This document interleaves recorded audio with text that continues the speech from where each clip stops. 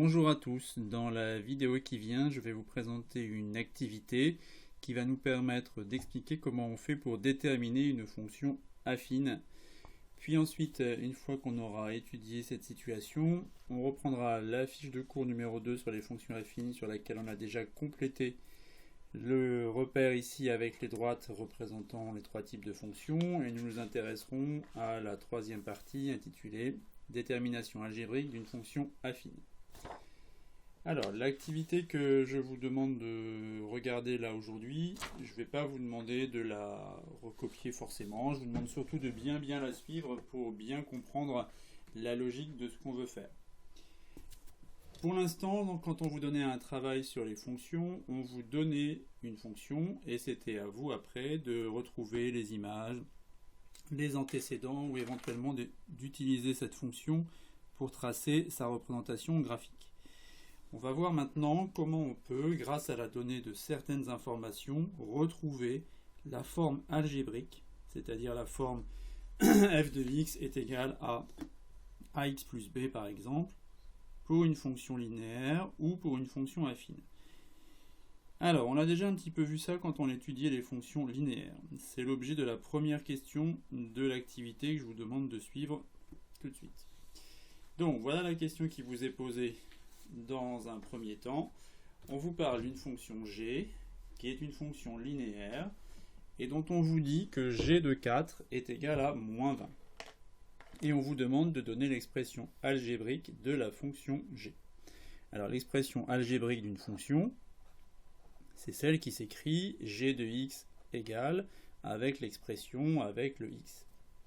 On peut aussi avoir l'expression sous la forme g, la fonction qui a x associé. Bon, là, aujourd'hui, on va prendre plutôt cette écriture-là, mais ça ne change rien. Alors, qu'est-ce que me dit mon énoncé?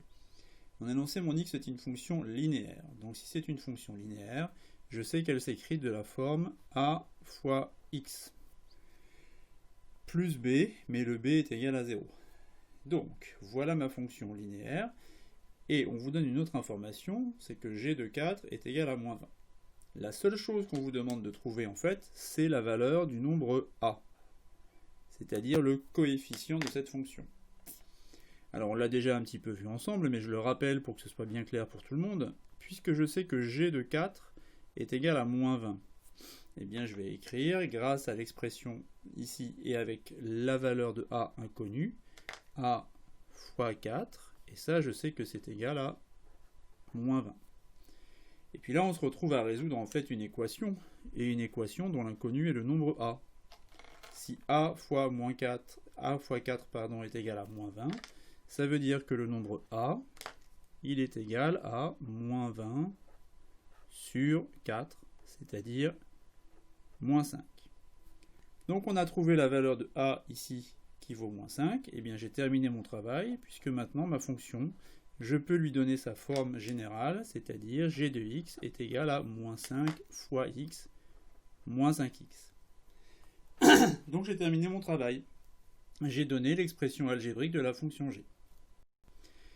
Deuxième situation, cette fois-ci on vous parle d'une fonction f qui est une fonction affine, on vous dit que f de 3 est égal à 1, et on veut déterminer la fonction f. On recommence de la même façon, mais cette fois-ci, à la différence de tout à l'heure, la fonction f, puisque c'est une fonction affine, elle va avoir la forme f est égal à a fois x plus b. Et ce b ici, ce ne sera plus un nombre égal à 0, ce sera une constante qu'il va falloir déterminer. Ce qui fait que je me retrouve avec une valeur inconnue et une deuxième valeur inconnue. Donc, le travail consiste à trouver et la valeur de a, puis la valeur de b. Maintenant, reprenons notre information ici. On vous dit que f de 3 est égal à 1. Donc, je vais remplacer x par 3 dans mon expression ici. Ça va me donner a fois 3 plus b. Et je sais que ça vaut 1. Bon, c'est intéressant, mais là je me retrouve un petit peu coincé. Parce que autant tout à l'heure, je n'avais qu'une valeur inconnue, donc entre guillemets, il me suffisait de faire une division pour trouver la valeur de a. Là, j'ai deux valeurs inconnues. J'ai la valeur de a et la valeur de b. Donc je ne peux pas trouver ici la valeur de A et la valeur de B directement.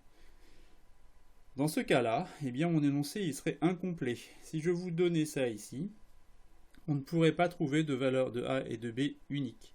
Par exemple, si je donne A qui vaut 1, 3 fois 1 ça fait 3, et B qui vaut moins 4, et B qui vaut moins 2, pardon, 1 et moins 2, ça fait bien, ici, 1. Donc ça ne va pas suffire. Dans un énoncé comme celui-là, pour déterminer une fonction affine, il faudra absolument que l'on vous donne une deuxième information, c'est-à-dire un deuxième nombre avec son image. Donc je rajoute à mon énoncé pour qu'on puisse le conclure, que f de 7 est égal à 9. Alors je remplace maintenant, de la même façon, A fois 7 cette fois-ci, plus B, et on vous dit que ça doit être égal à 9. Alors on se retrouve avec deux équations ici. Première équation avec l'inconnu A et B. Et deuxième équation avec l'inconnu A et B aussi. Alors je vais vous expliquer comment on résout ça. Je vous le donne juste pour que vous compreniez, que vous l'ayez vu une fois. Et puis après je vous donnerai la méthode générale et la formule qu'il faudra que vous appreniez pour résoudre ce genre de problème. Voilà la logique. On va essayer d'exprimer la lettre B dans les deux équations d'inconnus A et B. La lettre B dans les deux cas. Alors, dans le premier cas ici, A fois 3, c'est-à-dire 3A plus B est égal à 1. Ça veut dire que B, dans cette expression-là, est égal à 1 moins 3A. Dans l'équation 2, ici, je sais que A fois 7, c'est-à-dire 7A plus B est égal à 9. Donc ça veut dire que B dans la deuxième équation sera égal à B moins 7A. Et donc, je remarque ici que si j'utilise ces deux équations-là et que je les rassemble, comme elles sont toutes les deux égales à B, eh bien je peux créer une nouvelle équation. 1 moins 3A est égal à 9 moins 7A.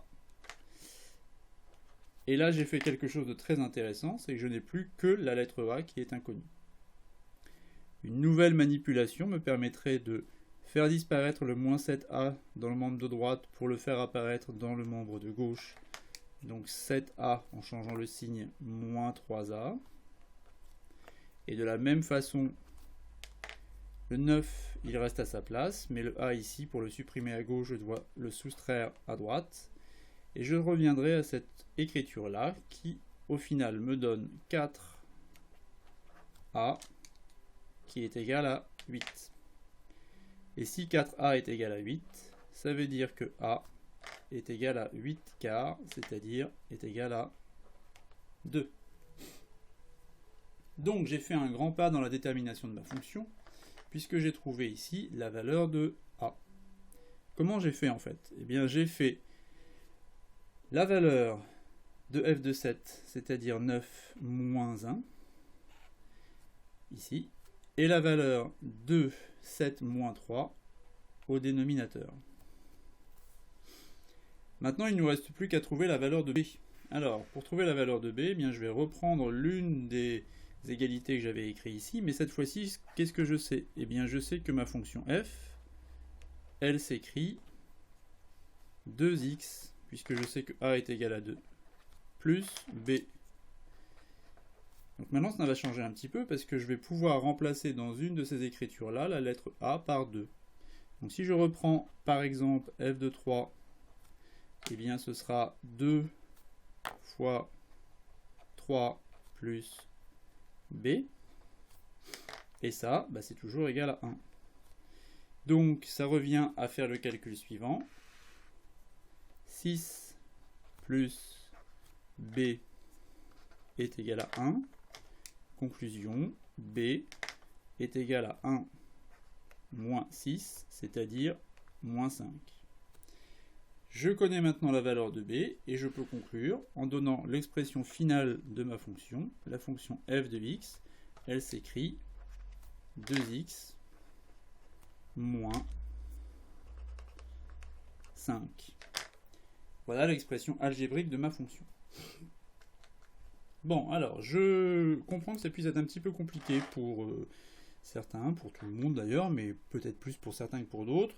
Donc, je ne vais pas vous demander de forcément retenir toute la démarche qui est présentée ici. En revanche, ce que je vais vous demander, c'est de retenir le travail qu'on va faire maintenant sur la fiche de cours. On va vous donner une formule, et cette formule, il faudra l'apprendre et savoir l'appliquer. Donc, ce qu'on vient de faire ici, vous le regardez, vous essayez de comprendre.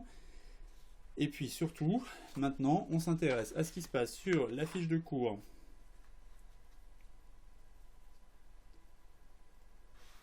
Fiche de cours numéro 2 sur les fonctions affines. Et maintenant, on va donner la formule et le travail à faire pour résoudre ce problème-là. Alors, ce qu'on vient de faire ensemble ici, ça s'appelle la propriété des accroissements. Elle nous dit la chose suivante, que si j'ai une fonction affine qui a x associé à x plus b, les écarts des valeurs de f de x sont proportionnels aux écarts des nombres x associés. Qu'est-ce que ça veut dire? Eh bien, ça veut dire que si je veux trouver la valeur de a, c'est-à-dire le coefficient de ma fonction, à partir de la donnée de deux nombres, ici, eh bien, il faudra que je fasse le calcul f de x2 moins f de x1 sur x2 moins x1. Donc cette propriété qui s'appelle la propriété des accroissements nous dit que pour trouver la valeur de a, en fait, il faut que je fasse l'image du deuxième nombre moins l'image du premier sur le premier nombre, sur le deuxième nombre moins le premier. Prenons un exemple avec f de 4 qui vaut 7 et f de 7 qui vaut 16. Voici une information sur une fonction affine et on voudrait déterminer cette fonction affine. Alors on va déjà donner la nature de cette fonction affine. Si c'est une fonction affine, elle est de la forme f de x est égal à ax plus b. Maintenant, si j'applique la formule, je sais que f de 4 est égal à 7 et que f de 7 est égal à 16. Donc, j'applique la formule, je vais faire f de 7 moins f de 4 sur 7 moins 4. Ça va me permettre de trouver le coefficient a. f de 7, on l'a, c'est une information, ça vaut 16. f de 4, c'est une information, ça vaut 7. Sur 7 moins 4. 16 moins 7, ce n'est plus que du calcul, 9 sur 3, et ça vaut 3. Conclusion, je sais que le coefficient a, ici, vaut 3. Donc je viens déjà de trouver ici l'information, petit a, qui vaut 3. Qu'est-ce que ça veut dire? Eh bien, ça veut dire maintenant que pour déterminer le nombre b, je vais pouvoir reprendre n'importe quelle information, par exemple f de 4. f de 4, ce sera 3 fois 4 plus b que je ne connais pas. Et là, on a vu que f de 4, c'était égal à 7. Autrement dit, le calcul qui me reste à faire, c'est le suivant. C'est résoudre l'équation 12 plus b égale 7. Donc dans ce cas-là, b est égal à 7 moins 12, et 7 moins 12, ça vaut moins 5. Conclusion, je viens de trouver ici la valeur de b manquante, c'est moins 5. Ma fonction s'écrit donc, pour finir, f de x est égal à 3x moins 5. Donc voilà la méthode que vous devez utiliser dans les exercices que vous aurez à faire et que vous retrouverez sur la fiche numéro 2 d'exercice sur les fonctions affines. Toute l'activité précédente, je vous demande de la regarder, pas forcément de tout réécrire ou de tout retenir, c'est un petit peu compliqué. En revanche, cette méthode-là, relisez-la bien, prenez-en exemple pour faire les exercices que vous aurez sur ce chapitre-là. Bon courage, à bientôt.